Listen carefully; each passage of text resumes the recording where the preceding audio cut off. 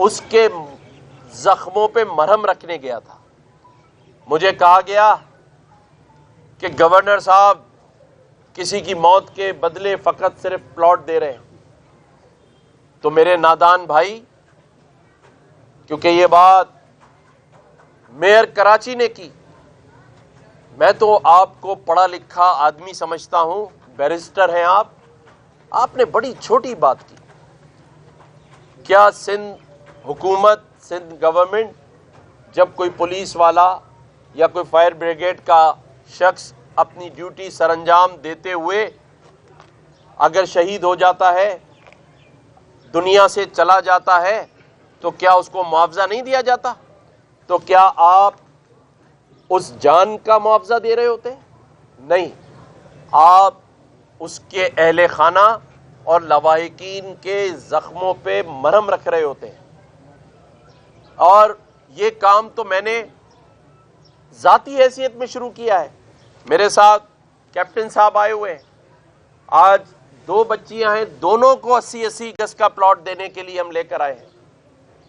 ہم کچھ کیش رقم اور 3-4 مہینے کا راشن لے کر آئے ہیں تاکہ ہم ان بچیوں کے سر پر ہاتھ رکھ سکیں، ہم ان اہل خانہ کے ساتھ اپنی ہمدردی کا اظہار کر سکیں.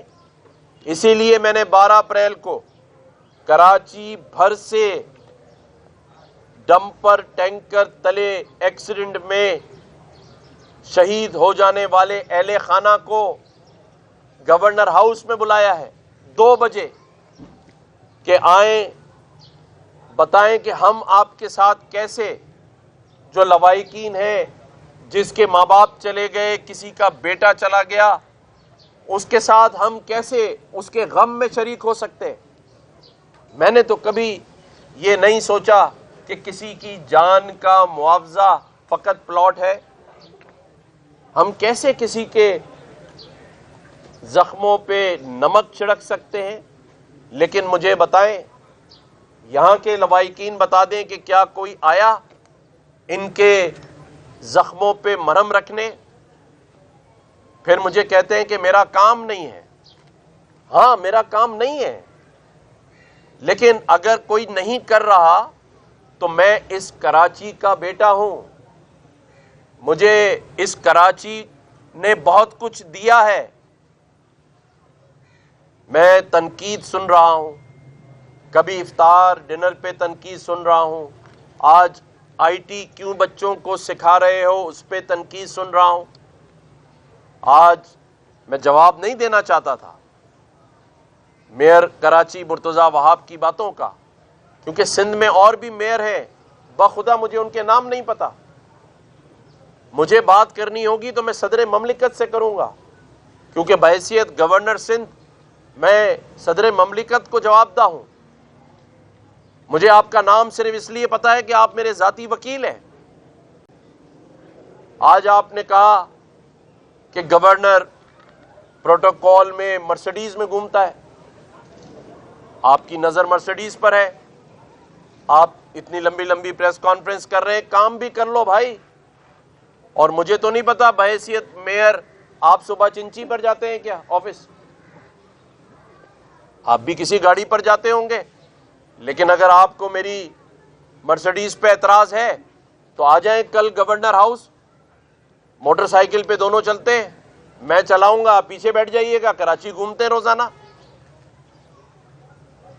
اور اگر آپ چنچی پر جا رہے ہیں تو چنچی لے آئیے، اس میں بیٹھ جاؤں گا، مجھے تو کوئی اعتراض نہیں ہے. میں تو عوامی گورنر کا لقب مجھے عوام نے دیا ہے، میں تو ہر حال میں چلنے کے لیے تیار ہوں. آپ تو خود کہہ رہے ہیں میرا کام نہیں ہے، پھر بھی میں ملیر آیا ہوں.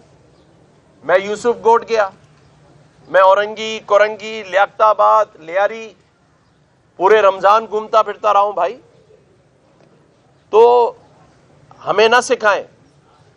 اس شہر کا 80% مینڈیٹ رکھنے والی جماعت کا میں حق پرست گورنر ہوں، اور بحیثیت گورنر سندھ اگر میرے پاس آئینی اختیار آپ کے بقول نہیں ہے تو کیا میں اس شہر کا بیٹا نہیں ہوں؟ آپ تو خود کہہ رہے ہیں میں بڑا مالدار ہوں. اللہ کا شکر ہے, اللہ کا بڑا کرم ہے.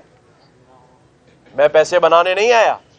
اگر اللہ نے مجھے صاحب ثروت بنایا ہے, اللہ کا شکر ہے, تو میں اسی لیے اپنی ذاتی حیثیت میں اور اپنے دوستوں کے ساتھ مل کر اس شہر کے وہ لوگ جو بے یار و مددگار چھوڑ دیے گئے ہیں ان کے ساتھ کھڑا ہوں. اور میرے شہر کی مائیں بہنیں, خاص طور پہ جو بہنیں اور بھائی انسٹاگرام یوز کرتے ہیں, ان کو میں کہنا چاہتا ہوں کہ خدارا یہ سمجھیں کہ جس کا بازو کٹ گیا, جس کے ماں باپ دنیا سے چلے گئے, آج اگر کوئی آ کر ان کے سر پر ہاتھ رکھ رہا ہے جس میں حکومت کا پیسہ نہ ہو, ٹیکس پیئر کا پیسہ نہ ہو, اگر آ کر ان کی داد رسی کر رہا ہے اور ان کے حق کے لیے آواز اٹھا رہا ہے, تو آپ بھی آئیں میرے ساتھ اور اس آواز کا حصہ بنیں. آج جس طرح اسمارٹ سٹی والے ہمارے ساتھ حصہ بنے ہیں, اس شہر کے ڈمپر تلے کچلے جانے والے معصوم شہریوں کے لیے اپنا حق ادا کر رہے ہیں, آپ بھی آ جائیں. لیکن مجھے بڑے افسوس سے کہنا پڑتا ہے کہ ساتھ دینے کے بجائے اگر ہم لوگوں کو رمضان المبارک میں افطار ڈنر کرا رہے ہیں اس پر اعتراض, موٹر بائیک دینے پہ اعتراض, آج تو آئی ٹی پہ بھی اعتراض. لیکن نہ تو میں ان اعتراضات کو سنتا ہوں, نہ ہی میں آپ کے اعتراض سے ان کاموں سے رکوں گا. ہم آئی ٹی بھی پڑھائیں گے, ہم آئی ٹی پورے سندھ کے 6 اضلاع میں کھولیں گے, ہم موٹر بائکس بھی بانٹیں گے, اور جو ڈمپر تلے کچلا گیا ہے, شہید کر دیا گیا ہے, ان کے میں گھروں پر بھی جاؤں گا. جس کو اعتراض ہوتا ہے ہوتا رہے. درست یا غلط؟ درست. یہ انسانی ہمدردی کا معاملہ ہے, اس شہر کے بیٹے ہونے کا معاملہ ہے, اور جو میں نے کہا کہ اس شہر کے جو بھائی اور بہنیں ہیں, گورنر ان کا بھائی ہے, اور ایک بھائی کا فرض ہے کہ وہ اپنے بھائیوں اور بہنوں کے اگر مسائل ہوں تو ان کے گھر آئے اور ان کے گھر آ کر ان کے ساتھ ان کے غم میں کھڑا ہو. یہ کام میں کرتا رہوں گا. اور جہاں تک بات تھی کراچی کی ڈیولپمنٹ کی, تو کیونکہ میڈیا موجود ہے تو میں بتا دوں کہ کراچی میرا شہر بھی ہے, صوبہ بھی ہمارا ہے, ملک بھی ہمارا ہے. لیکن 100 ارب روپے کا خط میں نے وزیر اعظم پاکستان کو لکھ دیا ہے, لیکن اس شرط کے ساتھ کہ پہلے آڈٹ ہوگا, پہلے کلک کا بھی آڈٹ ہوگا, باقی اکاؤنٹس کے بھی پیسے بتائے جائیں کہ کہاں خرچ ہو رہے. اور وزیر اعظم صاحب کو میں نے کہا ہے کہ کراچی بڑے دنوں سے اس کے روڈ راستے ٹوٹے ہوئے ہیں, ہمیں وفاق سے بھی اسکیمیں چاہیے. لیکن اگر میئر کراچی جو کہ میرا چھوٹا بھائی ہے, اگر اس نے مجھے 20 دفعہ یاد دلایا تو میں نے خط لکھ دیا ہے, اور انشاءاللہ پیسے بھی آئیں گے, لیکن اس کی مانیٹرنگ ہو اور صحیح اسکیموں میں صحیح جگہ خرچ ہوں. اس کے لیے میں نے آج خط لکھ دیا ہے تاکہ کراچی کی جو ڈیولپمنٹ ہے اس میں تاخیر نہ ہو, اور انشاءاللہ تعالی مل جل کر ہم سب اس شہر کی ترقی کے لیے کام کریں گے. آج میں اس علاقے میں آیا ہوں, مجھے پتا ہے کہ یہاں بجلی کی طویل لوڈ شیڈنگ ہے, لوگ پریشان ہیں, بجلی نہ آنے پر روڈ راستے ٹوٹے ہوئے ہیں, پانی کی کمی ہے, بہت سارے مسائل ہیں. لیکن میں یہ کہہ سکتا ہوں کہ میں جہاں جہاں آواز اٹھا سکتا ہوں انشاءاللہ تعالی آواز اٹھاؤں گا. انشاءاللہ تعالی ان دونوں بچیوں کی تعلیم کی کفالت کی ذمہ داری بھی میں لیتا ہوں. یہ انگلش میڈیم اسکول میں بچیاں اگر پڑھنا چاہتی ہیں تو ان کی گریجویشن تک کی ذمہ داری میں اپنے ذمہ لیتا ہوں.